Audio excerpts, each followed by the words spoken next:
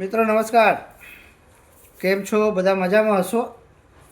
આજે કોપ જિલ્લા પંચાયત અને કોપ તાલુકા પંચાયતની વાત કરવાની છે આપણે.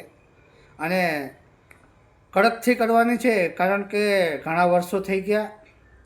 વિકાસ વિકાસ વિકાસ, આ ભાજપ અને કોંગ્રેસ, ખબર નહીં લોકોને હજી પણ ક્યાંક ને ક્યાંક કઈ રીતે આ લોકો મતદાનનું કઈ રીતે દુરુપયોગ કરીને કંઈ પણ કારણ જાતિભેદ અને જાતિની વાતો કરી, અમારો સમાજ, આ સમાજ, ઓલો સમાજ, ફલાણો સમાજ, ઢીકડો સમાજ, સમાજ સમાજ સમાજ સમાજ કરીને કેસી રાઠોડ અને પૂંજાભાઈ કોપ ગામની અંદર રાતને દિવસ ગાડીઓ દોડાવીને શીખલી કોપ પૂંજાભાઈ આમથી આમને આમથી આવો. અમે પણ રાતને દિવસ નજર રાખીને બેઠા હતા કે કેટલા નેતા, કયા નેતા જ્યારે મતદાનની જરૂર પડે અને મતની જરૂર પડે અને જ્યારે પણ મતદાનની પ્રક્રિયા ચાલુ થાય ત્યારે ગામડાના ગામની અંદર જે રહેવાવાળા જે લોકો, જે ગામડાની અંદર જે રાજકારણની અંદર જે હોદ્દો ધરાવતા હોય, ગામની અંદર સરપંચ હોય, તાલુકાના ચૂંટાયેલા સદસ્યો હોય, જિલ્લા ચૂંટાયેલા સદસ્યો હોય, આવા લોકો બધા એક્ટિવ થઈ જાય, પૈસા લઈને એક્ટિવ થઈ જાય, રૂપિયા લઈને એક્ટિવ થઈ જાય. ઉનાથી રૂપિયા લઈ આવે, પૂંજાભાઈ પાસે લઈ આવે, કેસી રાઠોડ પાસે લઈ આવે, ન પૂરા પડે તો ગામમાં આવીને દઈ જાય, ગાડીઓ દોડતી થઈ જાય. વાહ! તો 30-35 વર્ષથી આપણો દેશ જ્યાંથી આઝાદ થયો ત્યારથી કોપ ગામનો વિકાસ, હું પણ કોપની અંદર જ નાનો મોટો થયો છું. પહેલા ધોરણથી લઈને 5 ધોરણ સુધીનું મારું પણ ભણતર કોપ ગામની અંદર જ થયું છે. લોકોને પણ ખબર છે, લોકો બધા જાણે જ છે. મારા દાદાને પણ જાણે છે, મારા બાપાને પણ જાણે છે, મને પણ જાણે છે કે કઈ રીતે કોપ ગામની અંદર કયો વિકાસ થયો, શું નથી થયું ને શું થયું, અને કઈ રીતે દુરુપયોગ થઈને કોના બંગલા બની ગયા અને કોની બિયર બારું દીવમાં ઓપન થઈ ગઈ, અને કોના બાળકો અમેરિકા, લંડન ભણવા વયા ગયા, અને કોનો વિકાસ ઉના તાલુકામાં થઈ ગયો અને કોપની અંદર થઈ ગયો, એ બધી આપણે જાણીએ છીએ. છતાં આજે દુઃખની વાત એ છે કે જ્યારે તાલુકા પંચાયતની ચૂંટણીઓ આવી અને ચૂંટણીઓ હોઈ પણ ગઈ, લોકો જીતી પણ ગયા, વારંવાર જીતે છે, છતાં પણ એને સંતોષ નથી થતો કે ભાઈ હવે કંઈક ગામના કામ કરવા માટે થઈને આપણે રાજનીતિ કરીએ અને ગામના વિકાસ માટે થઈને કંઈક આપણે વાત કરીએ.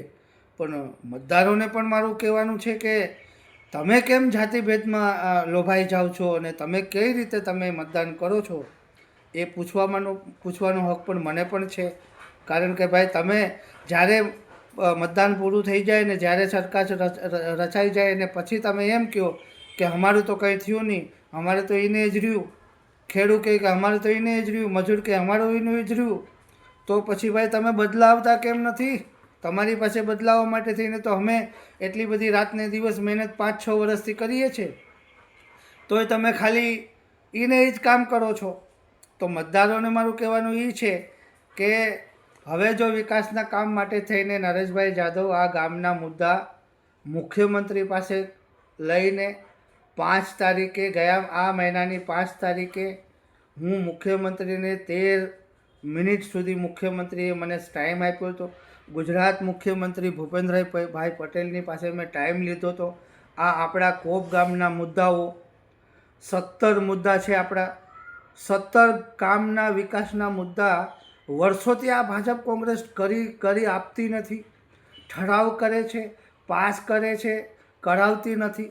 પૈસા લઈને સેટલમેન્ટ થઈ જાય, તલાટી મંત્રીઓ બદલી જાય અને ઘણું બધું બદલતું રહે. ટીડીઓ બદલી જાય, ડીડીઓ બદલી જાય, મુખ્યમંત્રી બદલી જાય, ધારાસભ્યો વારંવાર જીતી જાય, સાંસદો જીતી જાય, સરપંચો જીતી જાય.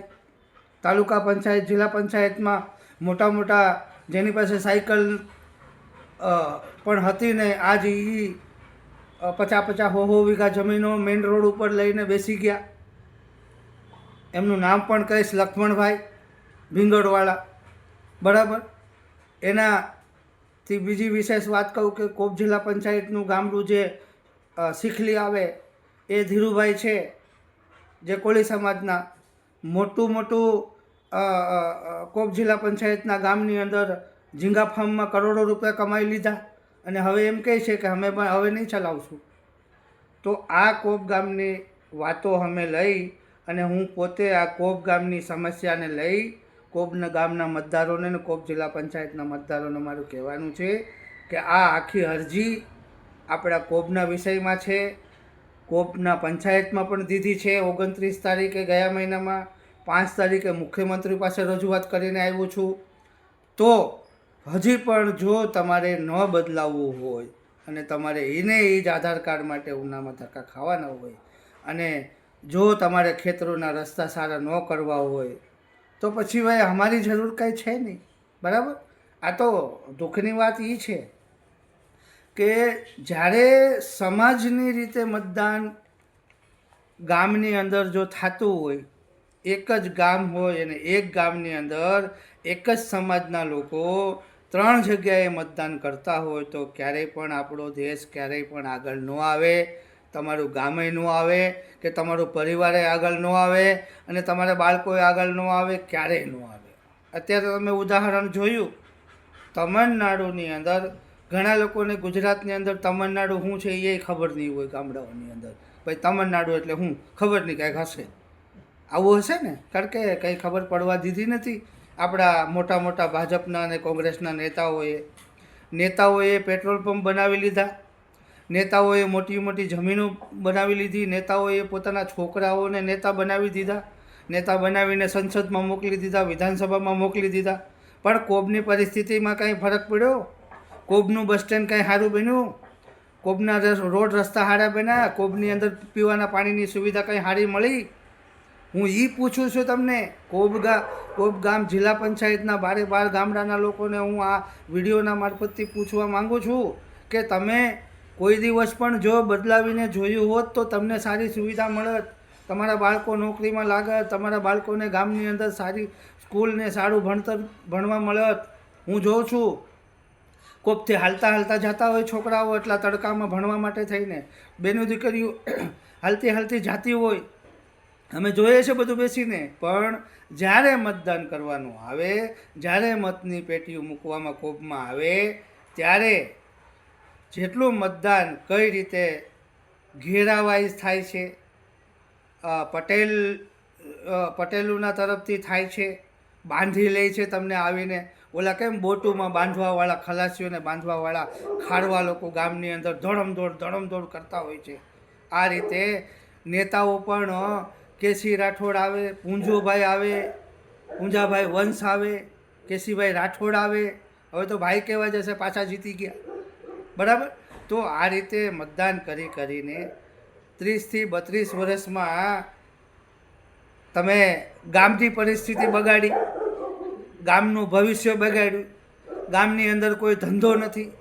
ગામના લોકો દરિયા ખેડવા જાય છે, દરિયામાં કામ કરવા જવું પડે છે, કોઈ ફેક્ટરી ખુલતી નથી. હજારો એકર જમીન આખી કોપ જિલ્લા પંચાયતની અંદર ગૌશરણ બધી દરેક સમાજના લોકો બધું લઈને બેઠા, વાળીને બેઠા. પોતાની જમીન છે નહીં. પોતાની જમીન 2 વીઘા હોય તો 15 વીઘા બીજી સરકારની વાળી લીધી. જ્યાં નથી બનાવવા મકાનો ત્યાં મકાનો બનાવી લીધા. કારણ કે તમારી પાસે કમાણી જ નથી, તમે બનાવવાના ક્યાંથી? કઈ રીતે તમે કરશો? તમારી પાસે ઉદ્યોગ નથી, તમારા બાળકો ભણી શકે એમ નથી, તમારા બાળકોને ભણાવવા માટે તમારી પાસે પૈસા નથી, કારણ કે તમારી પાસે ધંધો નથી. ખેતી તમારી પાસે છે તો કેટલી ખેતી છે? ખેતી તમારી પોતાની ખેતીમાં તમારું એટલું પાકતું નથી, એટલે તમે સરકારની જમીન વાળી લીધી, ગૌશરણ ખતમ કરી દીધું. ક્યાંક બેસવા ઉછવાની જગ્યા હતી નાની મોટી, ત્યાં તમે મકાનો બાંધી લીધા. ભાઈ દરેક સમાજને કહું છું તો, જ્યાં નહોતા ડેલા મારવાના ડેલા મારી દીધા, જ્યાં નહોતા બનાવવાના મંદિરો બનાવી દીધા. આરોગ્ય કેન્દ્રની સુવિધા નથી, આરોગ્ય બનાવવાની જગ્યામાં મંદિરો બનાવી દીધા. એટલા મોટા એક 3 વીઘાનો વંડો બાંધી દીધો અને એક વચમાં મંદિર બનાવી દીધું. એટલે ભાઈ આરોગ્ય ક્યાં બનશે? સ્કૂલ ક્યાં બનશે? પાણીનો ટાંકો ક્યાં બનશે? પાણીની સુવિધા કઈ રીતે થશે? વિચાર તો કરો. જવાનો રસ્તો નથી, પોતાને જવાનો રસ્તો નથી, ત્યાં મકાનો બનાવી દીધા તમે લોકોએ ખડકીને. પણ ટૂંક સમયમાં આ બધી આની અંદર ઉલ્લેખ કર્યો છે મુખ્યમંત્રીને રજૂઆત કરી છે. કોઈ પણ વસ્તુ મૂકી દેવામાં નહીં આવે. સમાજ કોઈ પણ હોય, અમે લોકો અમારી પાર્ટી આમ આદમી પાર્ટીવાળા ક્યારેય પણ જાતિભેદથી મતદાન લેતા નથી અને કરાવતાય નથી. પૈસા વાપરતા નથી, કોઈને ભજીયા ખવડાવતા નથી, તેલ મસાલો દેતા નથી, કોઈને પણ આશ્વાસન દેતા નથી. સારું રાજકારણ કરવા માટે થઈને અમે આવ્યા છે, એટલે જ અમને 350 મત જ મળ્યા છે. કારણ કે સારું લોકોને જોતું નથી. 2 દિવસ માટે તેલનો ડબ્બો મળી જાય, તેલના ડબ્બા લઈ લઉં છો, ભજીયાનો લોટ આવી જાય છે ગુણું ગુણું, પછી મરચાં આવી જાય, સંભાળા આવી જાય, મસાલા આવી જાય, રાઈ આવી જાય, તેલ આવી જાય, બધું પોતે આવી જાય.